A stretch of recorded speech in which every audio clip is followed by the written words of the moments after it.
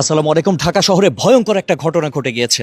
Uttara sector নম্বর 7, road number 18, 32 নম্বর বাসা মালিককে খুন করে পালিয়েছে কাজের বুয়া। এবং এই কাজের বুয়া মাত্র 3 দিন আগে অ্যাপয়েন্ট হয়। 3 দিন আগে অ্যাপয়েন্ট হয় এবং আমরা যতদূর জানতে পারলাম তাকে চেতনানাশক কিছু একটা খাওয়ানো হয়।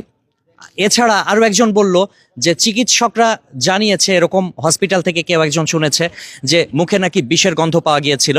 ফরেনসিক রিপোর্ট আসলে তখন আরও বিস্তারিত জানা যাবে। তবে এই মুহূর্তের আপডেট হচ্ছে, বাসায় কাজের বুয়া নিয়োগ করা হয়েছিল, সেই কাজের বুয়া বাড়িওয়ালাকে একেবারে চিরতরে শেষ করে দিয়ে চলে গেল। এবং এই কাজের বুয়া নিয়োগ হয়েছিল মাত্র 3 দিন আগে। তার নাম পরিচয় থেকে শুরু করে অ্যাড্রেস কোনো কিছুই আসলে তারা সংরক্ষণ করেনি।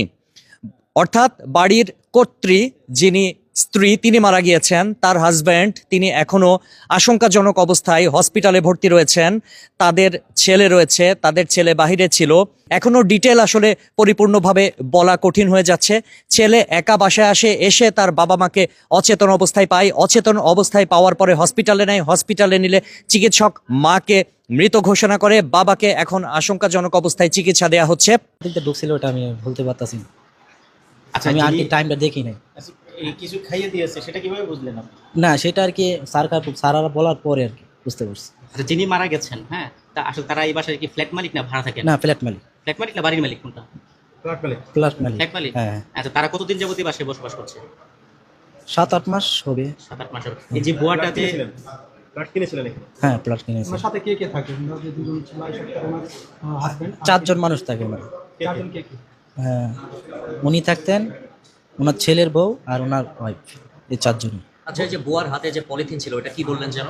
সাদা পলিথিন। সাদা পলিথিনে হ্যাঁ। কিছু দেখেছেন? মানে দেখেছি বলতে আর কি, যে পুঁইশাকের ফুলগুলো আছে না, গোল গোল থাকে, ওইগুলো আর কি দেখেছি।